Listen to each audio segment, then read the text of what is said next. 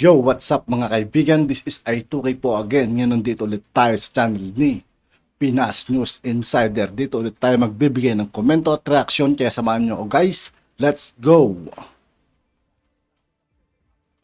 Ito ang balita ngayon. Viral ngayon sa mundo ng social media. Ang di umano'y balita. Dating Pangulong Rodrigo Roa Duterte sumabog sa galit sa mga kapulisang nasangkot sa 990 kg biggest drug haul. Utos ng dating Pangulo, magbitiw sila sa pwesto at mahigit 50 kapulisan. Kinasuhan na ng ombudsman ng Napolcom at PNP. Pero bago ang lahat, kung bago ka pala, O mga kaibigan, sa lahat ng hindi pa nakasubscribe kay Pinas News Insider, mag-subscribe na po tayo at huwag nyo rin pong kalimutan mag-subscribe dito sa aking channel. lamang sa aming channel. Please huwag kalimutang mag-subscribe at i-click ang notification bell para mas maging updated pa kayo lalo sa lahat pa ng bagong video na i-upload namin. At eto na nga mga kababayan, dating Pangulong Rodrigo Roa Duterte, uminit ang ulo. Hindi naniwala na hindi alam ng PNP intelligence sa taas kung sino ang may-ari ng isang tulinadang shabu na nahuli kay Police Master Sergeant Rodolfo Mayo. Sa isang panayam, sinabi nga ng dating Pangulo kung ano ang solusyon at dapat gawin sa mga kapulisan na nasasangkot sa iligal na droga. At ang sagot ng Pangulo, dapat mag-resign na silang lahat, pati na ang patrolman na nasangkot dito. Sinabi rin ng dating Pangulo na kung siya lang ang masusunod, gusto niya itong ipa-take over sa mga military at dapat isuko ng mga pulis ang kanilang mga armas. Tahasan ding sinabi ng dating Pangulo na mas may kumpiyansa pa siya ngayon sa mga army dahil nga sa pagkakasangkot ng mga matataas na opisyal ng PNP sa iligal na droga. At ipinagdiinan din ng Pangulo kung bakit hanggang ngayon hindi pa nalalaman kung sino ang may-ari ng tulinadang shabu. Guys, kung tutusin, ang tagal na yan. Dapat sa pag-uusap na ganyan, alam na saan nila eh. Kung kailangan takutin saan nila. Ano? Nagbigay pa ng suwisyon ng Pangulo. Kaya dapat pag-resign talaga itong mga to. Sinisira nila yung imahe ng uniforme nila. Para mapaamin ng salarin, sinabi ng Pangulo na isakay sa helicopter ang mga involved na ipinagbabawal na gamot at dalahin sa pinakamataas na bahagi na handang ihulog at doon tanungin kung sino ang may-ari ng isang tulinadang shabu. Samantala, kinumpirma ng DILG Secretary Binhor Abalos na sinampahan na ng Napolcom at PNP ang kasong kriminal ang nasa mahigit 50 na kapulisan na umano'y sangkot sa 990 kg drug haul noong October 8, 2022 na umakma naman sa araw ng pagkakaaresto ni dating Sergeant Rodolfo Mayo Jr. Kasabay nito, binanggit naman isa-isa ni Napolcom Vice Chairperson at Executive Officer Attorney Alberto Bernardo ang 12 Police Commission Officer at 38 Non-Commission Officer na sangkot sa 990 kg drug haul. Samantala, hindi naman mapigilan ng marami sa ating mga kababayan na magbigay ng kanilang hinaing at komento sa mundo ng social media. At ayon pa sa kanila, tanggalin sa serbisyo at ikulong na habang buhay. Nothing compares talaga si Tatay Digong. Sayang po ang pinaghirapan mo para sa mga Pilipino. Dapat sa mga pulis na nasangkot sa droga ay death penalty o di na may ikulong ng habang buhay para hindi pamarisan. Kailangan ng kamay na bakal para mawala ang kahayupang ginagawa ng pulis na hindi sumusunod sa kanyang tungkulin. Dapat automatic dismissal. Bukod sa administrative case, walang mga benefits na makukuha kahit sentimong duling. Sa halip na protektahan ang sambayan ng Pilipino, mga iligal lang binabantayan. Only in the Philippines, kawawa ang bayan kung sinilangan. Minamahal mo ang mga pulis mo, President Duterte. Nidoble mo pa yung sahod nila. And yet, karamihan pa rin sa kanila ay tiwali pa rin. End quote. So bakit po kami humaharap dito? Gusto po namin mag-report sa ating mga kababayan kung ano na ang nangyayari dito sa investigasyon dito sa 900 kilos ng drugs. no? Kung nakita nga ho sa videotape. Matatandaan natin na ang noong Oktubre 8, 2022, na aresto po rito si Police Sergeant Mayo, isa sa pinakamalaking drug haul sa kasaysayan ng Pilipinas. Umigit kumulang 990 kilos ng methamphetamine o shabu. Noong nakaraang Abril, inuulat natin po na natuklasan ng National Police Commission na ang isang CCTV video na nagpapakita ng ilang pagkakaiba sa pagitan ng aktwal na nangyari sa pag-aresto kay Sergeant Mayo at kung ano ang isinasalaysay. Dahil po ito ay nagkaroon, tinatawag tayong investigasyon ang National Police Commission. Sa kanila naman ang kapulisyahan, sila po ay nagkaroon din ng tinatawag na SITG.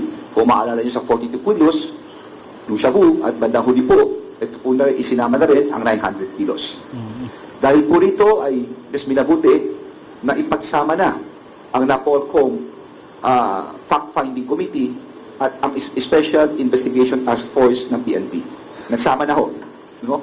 At dahil dito sa investigasyon na to, aking i-report na noong nakaraang Biyernes, ang NAPOLCOM at ang Philippine National Police ay nagsampa na ng kasong kriminal, no, sa Office ng Ombudsman o yung tinatawag nating BOLEO laban sa 50. Inuulit ko, 15 police respondents for violation of the following.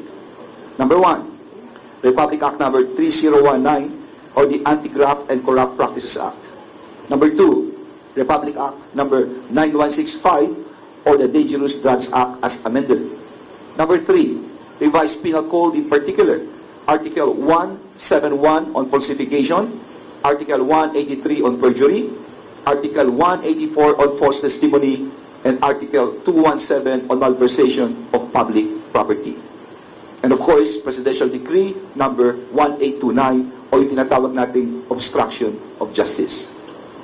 For clarity purposes, of these 50 respondents, 48 appeared on the CCTV video, and an additional 2 officers have been charged on the basis of conspiracy with the 48. Aside from the criminal cases that have been filed last Friday against these police officials, the National Police Commission is conducting administrative proceedings. The NAPOLCOM has completed pre-charge investigation against the 48 PNP officers and members and that appeared in the video and expects to issue its resolution for about 15 days. Ano ang tinatawag na pre-charge investigation? Ang ibig sabihin nito, parang sa fiscal level, sinampahan mo sa piskal. Aalamin ng piskal kung sinong kakampihan niya, at once magkaroon siya ng resolusyon, yung resolusyon na yun ay sasampa niya na dito sa court. Magiging people of the Philippines na. So nandun pa lang tayo, kumbaga sa piskal, nasa preliminary investigation, na kung saan binigyan ang mga respondents ng panahon para sumagot sa demanda nila. At malamang after 15 days, makakaroon ng resolusyon ang NAPOLCOM dito sa administrative proceedings. Ano yung administrative proceedings? Ibig sabihin, sila ba'y madidismiss sa serbisyo, sila ba'y masisuspende, sila ba'y marireprimand, o ito'y madidismiss yung kaso mismo. So yun ang ibig sabihin ng administrative, may koneksyon sa kanilang trabaho. Inuulit ko, ito ay iba doon sa naisampang ng criminal cases doon sa Office of the Ombudsman. Magkaiba ito. The possible formal charges include, this is of course for the administrative case, grave misconduct, gross neglect of duty, serious irregularity in the performance of duty, conduct unbecoming of a public officer, and dishonesty among others. The penalty includes dismissal from service, forfeiture of benefits, and disqualification from public office. Makakaasa po kayo na, of course, andito po ang National Police Commission, and of course, sa ating chief, no, sa Philippine National Police, na tayo po ay talaga magtatrabaho upang mataguyod natin ang talagang sa kapulisan ng kaligtasan ng ating pamayanan. Maraming salamat po at magandang hapon. At sa puntong ito ay aking ibibigay ang mikropono kay Vice Bernardo dahil naisampa na nga sa criminal case last Friday, kanyang babasahin ang mga taong nasampahan. Vice Kalihim, Chairperson Benar Abalos. Totoo po na noong Biyernes, bago mag 4:30, na-file po ng PNP at ng NAPOLCOM ang kaso sa tanggapan ng Office of the Ombudsman. Doon po sa 50 na nasasabi, 12 po ang mga commission officer. Una-una si Police Lieutenant General Benjamin Santos Jr., pangalawa si Brigadier General Narciso Domingo, pangatlo Police Colonel Julian Olonan, pangapat Police Lieutenant Colonel Arnulfo Ibanez, panlima Police Lieutenant Glenn Gonzalez, panganim Police Major Michael Angelo Salmingo, pito Police Lieutenant Jonathan Sosonko, 8 Police Lieutenant Colonel Jeffrey Ponsalan, 9 Lieutenant Jeffrey Padilla, 10 Police Lieutenant Randolph Piñol, 11 Police Lieutenant Silverio Bulicer II, at 12 Asraf Amirol. Meron din pong 38 na non-commissioned officer. One, apurahin ko lang po, PMS Jerwin Reposora, PM Sergeant, Police Master Sergeant Lorenzo Catarata, Police Staff Sergeant Roman Jimenez, Senior Master Sergeant Marian Mananghaya, PMSG Brian Rodas, PSSG Clinton De Leon, PSSG Arnold Tibay, PSSG Ronald Alonso, Patrolman Jose Marie Cristobal, Police Master Sergeant Carlo Bayete, Patrolman Dennis Carolino, Patrolman Romaro Bugarin, Patrolman Hasan Calao, Patrolman Justin Peter Golar, PCMS Emmanuel Docena, PCMS Jerry Barit, PMSG Alejandro Flores, Police Corporal Jose Joey Iganan IV, Police Corporal Joan Francisca Taratri, 20 Police Corporal Joshua Ivan Baltasar, 21 Police Corporal John Roland Galicio, 22 Police Patrolman Adrian Flores Sanchez, 23 Police Nathaniel Gomez, 24 Patrolman Windel de Ramos, 25 Patrolman Mario Achuela, 26 Patrolman Jason Tomas, 27 Patrolman Romel Fabian, 28 Patrolman Kai Romilio, 29 Patrolman Benar Bailon, 30 Maiko Baldeo, 31 Patrolman Mara Magaway, 32 Patrolman Ivan Joy Calcetas, 33 Patrolman Abigail Tumangil, 34 Patrolman Dorina Facton, 35 Melvin Barbo, 36 Patrolman James Osalbo, 37 Patrolman Darius Camacho, and 38 Rodolfo Mayo. Sinama rin po namin si Rodolfo Mayo sa kasong ito. Pansamantala, ito lang po muna yung na-file namin. Magkakaroon sila ng pagkakataon magpaliwanag yung panig nila kung bakit sila ay naharap sa tanggapan ng Ombudsman at ipapaliwanag nila yung lahat ng inireklamo ng PNP at ng NAPOLCOM. Pansamantala, ganun po lang muna. Mag-iulat namin. Maraming pong salamat. Maraming salamat, Quest. Our friends Po namin, yung unang hakbangin namin ay magmumula lamang sa CCTV. Subalit, ayon doon sa mga kanilang mga sinumpang salaysay na kasama nila sa itong taong ito at nakasama nila ito sa ganitong mga pamamaraan, kaya minabuti po ng PNP at ng NAPOLCOM na kung magpa-file ng criminal case, magagamit natin yung conspiracy na hindi ito magaganap kung hindi na tinatawag na indispensable participation. Halimbawa ay yung naging lookout para magawa yung mga bagay na ito. Yan po ay matatalakayan sa Office of the Ombudsman. Magkakaroon naman sila ng pagkakataon magpaliwanag. Hindi naman natin sinasabi na agad-agaran na involved sila, ngunit ito yung part ng due process. Kahit sa criminal, ganoon din sa administrative, magkakaroon sila ng takdang panahon magpaliwanag. Total nabanggit na rin po, Vice Chair, yung mga specific. Para naman po sa kanilang privacy, hindi po natin mababatid specifically para hindi naman po maging mahirap para sa kanila. Enough lang, in fairness to them, na mabanggit natin yung pangalan, sila ay mabibigyan ng pagkakataon magpaliwanag ng kanilang panig. Ganun lang naman po yung due process.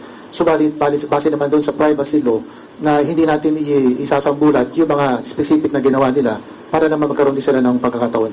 Pag diniskurso na po yan ng Office of the Ombudsman at na-file sa Sandigan Bayan, doon po natin mababasa yung kanilang participation actually. Pero active pa po sila na pulis. Active pa po, kaya minabuti po natin na i-file. At yun na nga mga kababayan. At yun nga po mga kaibigan, dito po nagtatapos ang ating reaction video. Muli ako po si I2K ng Sundalo ng Tunggalo at 811. Maraming salamat sa patuloy na pagsuporta. Yeah, peace out.